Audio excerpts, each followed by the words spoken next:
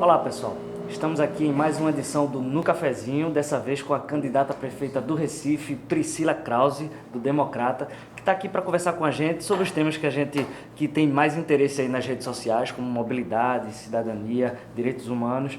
Vamos começar com mobilidade? Vamos. Candidata, é um assunto muito caro ao recifense. Calçada, buraco na rua, a gente não precisa aqui estar se estendendo muito para elencar os problemas que a cidade apresenta com relação à mobilidade. Você como candidata, você como prefeita, ganhando a eleição esse ano, o que é possível fazer para melhorar a condição da mobilidade no Recife? Ótimo. Primeiro, agradecer o convite de vocês de estar aqui no cafezinho, conversando sobre esses assuntos que são importantes e que dizem respeito ao nosso dia a dia, ao funcionamento da cidade. Bom, mobilidade ele é um problema super democrático, porque ele não escolhe uma classe social, atinge todo mundo, não é uma coisa de então, quem está no carro, quem está na bicicleta, quem está no ônibus ou quem tenta estar na bicicleta, né? E o elo mais frágil dessa cadeia, que é exatamente o pedestre. E todos nós somos pedestres. Tem aqueles que andam sistematicamente e somente a pé, mas todo cidadão, quando você sai da sua casa para pegar o seu carro, quando você sai da sua casa para pegar o ônibus ou do trabalho para pegar a sua bicicleta ou estaciona e vai, também é pedestre. Então, eu acho que a gente tem que priorizar a acessibilidade e a mobilidade a partir de uma construção de uma cidade, ou de uma reconstrução de uma cidade que seja possível para todos. Então, o que é que a gente precisa?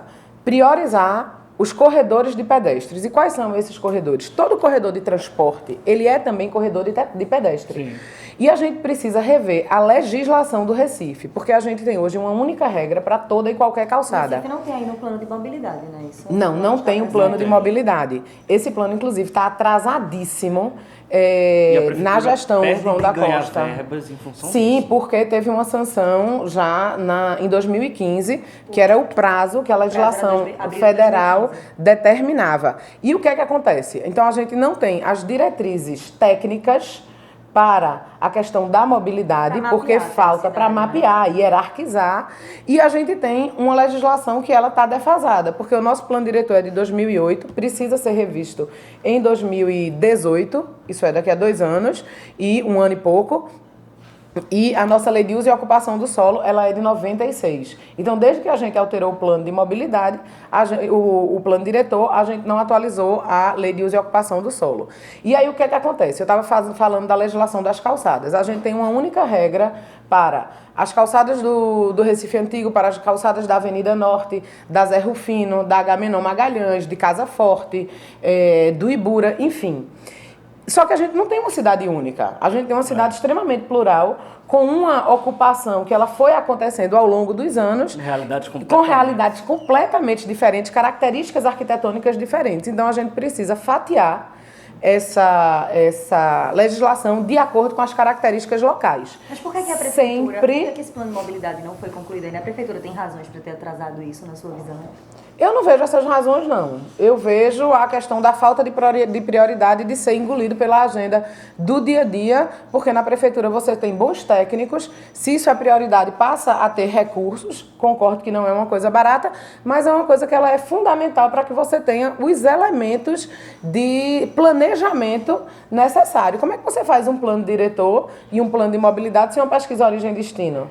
Não tem condições de fazer isso, é um conjunto de achismo. Para você ter uma ideia, quando eu estava na Câmara, que o então prefeito João da Costa mandou um plano de mobilidade, e ainda bem que na gestão atual esse plano de mobilidade a gente remeteu de volta para a prefeitura, ele fazia a previsão, olha, de teleférico, a navegabilidade em canal, e na Santos Dumont, previsão de ônibus, carro e bicicleta, tinha de tudo. Então não dá para ser uma coisa, um achismo, uma carta de intenção. Sim, claro. Então, a gente tem que buscar essa responsabilidade. Por exemplo, calçada, ela é parte do sistema viário. Se ela é parte do sistema viário, ela é espaço público. E a gente vai hierarquizar e fazer. Não na legislação. Exatamente. Mas dá para fazer. Dá para fazer se você hierarquizar. Alguns públicos. Não.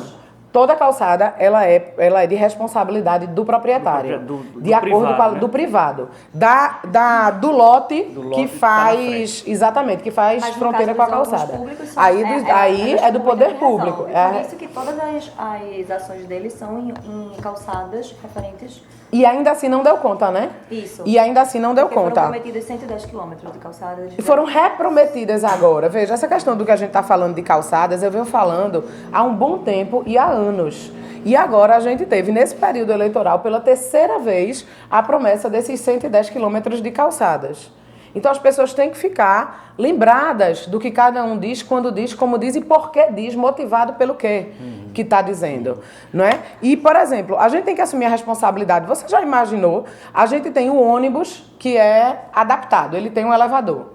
Então ele está transportando um cadeirante. Aí ele chega na Agamenon Magalhães, entre a pista local e a pista principal. Sim. Aí a calçada, em alguns trechos, ela não só é estreita, como ela é assim, ó. Ela é uma ladeira. Como é que se faz ali? Eu não vou nem tão longe, eu não vou nem no cadeirante. Um cego, por exemplo. Um cego, uma idosa, uma grávida, que são pessoas que não estão na sua condição plena de mobilidade. Então, a gente tem que trazer para o poder público essa responsabilidade. O entorno dos terminais. O entorno dos terminais tem que ter uma acessibilidade plena. E do ponto de vista de iluminação tem que ser uma referência. Então é um conjunto de obras que precisa ser feita. O transporte em massa, que é fundamental. Claro, a gente tem que preparar, quem cuida das linhas disso tudo é o consórcio Grande Recife. Mas o que é que cabe à gestão municipal? Preparar as vias para que os ônibus circulem e circulem com fluidez. E tem um protagonismo maior também no conselho, né? No consórcio. Era exatamente aí onde eu ia chegar. Eu ia chegar em 2 pontos. Primeiro, a ampliação do número de faixas exclusivas, as faixas azuis para os ônibus. Quem pensa que faixa azul é barato porque é uma pinturinha no chão, está equivocado. Ela é barata por conta que a sua concepção é uma concepção simples, mas tem uma coisa que é fundamental, que é a fiscalização eletrônica, que é o que dá eficácia para a sua lógica. E o que é que acontece? Das 6 faixas azuis que existem hoje, apenas 2 têm fiscalização eletrônica. Candidata, só para a gente passar para outro tema, você falou aí do plano diretor. E eu lembro que a senhora era vereadora em 2008. 2008, fui subrelatora e fiz um voto em separado. Né? Eu, assim, na época, voltou-se a permitir construções em bairros adensados. É outra discussão também que mobiliza bastante os internautas nas redes sociais. Essa questão da verticalização do Recife. Muito se fala da construção de prédios em bairros que já tem muito prédio alto. E como é que fica a circulação das pessoas, o trânsito, a prioridade para o transporte individual. Como é que a senhora vê esse crescimento vertical dos prédios? Essa discussão, ela está aí e ela precisa ser encarada. Também, né? Exatamente. Como é que a senhora vê? A gente precisa explorar outros bairros mais periféricos, ou você realmente já pensa de outra forma, concorda com essa questão da verticalização? Tem o Novo Recife, toda essa discussão. O que é que a senhora acha disso tudo? Eu fui subrelatora do plano diretor e fiz um voto em separado, porque eu acho que ele tinha um vício de morte. Ele não foi antecedido exatamente do plano de mobilidade e transporte, baseado numa pesquisa de origem e destino. O que é que isso significa? Significa que as diretrizes estabelecidas e as induções de crescimento da cidade, elas são feitas de uma maneira frágil. Porque você não tem as características, você não tem as informações técnicas de para onde, como e por que você quer que a cidade cresça para determinadas áreas. Então, por exemplo, mais grave do que a questão da verticalização, e aí, sinceramente, o Recife é uma cidade que tem uma área pequena, 220 km², fez a opção lá atrás pela verticalização e muito dificilmente se vai reverter essa tendência. A verticalização em si, ela pode não ser o problema. O problema é exatamente o que está embaixo, a questão do saneamento, do esgotamento sanitário, da densidade de movimentação, de trânsito. Por outro lado, o que é que a gente precisa? Muita gente morando num espaço muito pequeno. Por outro lado, veja, se você tem um prédio, e aí você tem aqui esse espaço, e você tem um prédio magro e alto aqui, com área de solo permeável e área verde e comum, é muito melhor do que você ter esse espaço aqui ocupado pela mesma quantidade de pessoas. O impacto do ponto de vista de mobilidade, de adensamento, vai ser o mesmo, agora ambiental não. Então são essas coisas que a gente tem que levar em consideração. Por isso que a verticalização em si, de uma maneira isolada, não é a grande vilã. O grande vilão é aonde e em que medida fazer isso. E aí a gente tem mecanismos que não foram regulamentados a partir do plano diretor e que precisam ser regulamentados para a gente induzir o crescimento em outras áreas. Como, por exemplo, a outorga onerosa, transferência do direito de construir, que você consegue jogar o adensamento para outras áreas e áreas mais estruturadas. Aproveitando essa questão de regulamentação, só para a gente entrar num tema que está bem polêmico nesses dias, que é a questão do Uber, né? Você foi vereadora e existe uma lei da Câmara de Vereadores daqui para vedar essa circulação, não só do Uber, mas desses aplicativos hoje. Queria saber a tua visão sobre isso, se você não considera que esses aplicativos, eles são uma tentativa, assim, do transporte, desse tipo de transporte individual, procurar sua melhor versão, assim, porque é uma coisa da tecnologia. Qual é a tua visão sobre isso? Veja. E sobre essa legislação que existe daqui, o vereador André Regis está considerando ela inconstitucional. Eu queria saber a tua visão sobre isso. Pronto, é ótimo falar, porque assim, nos últimos dias, esse assunto, que ele sempre foi um assunto delicado, ele deu um boom. Primeiro, eu gostaria de dizer que a minha opinião sobre o Uber, eu já venho dizendo há algum tempo e venho dizendo de maneira muito clara e objetiva o que é que eu penso sobre isso. É um assunto delicado e virou um fla-flu. Isso não pode ser um fla-flu. E por conta disso, dependendo da plateia, se cede a determinados discursos. Então, eu não vou cair nessa tentação. Por vários motivos. Primeiro, porque eu acho que a gente tem que tratar as pessoas com a verdade, com clareza e mostrando a elas qual é o papel. Qual é o papel de uma liderança política e de um gestor público numa questão sobre essa? É de arbitrar o que está acontecendo. Não jogar para o lado ou para a esfera federal um problema que acontece no município e que não tem uma decisão em relação à legislação. A gente tem um vácuo aí. O que é que acontece? O Uber, ele é consequência de uma evolução tecnológica que aconteceu em vários momentos da sociedade. O Uber, ele funciona dentro daquilo que a gente chama de economia compartilhada e de economia criativa. Não tem como o poder público barrar isso. Não tem.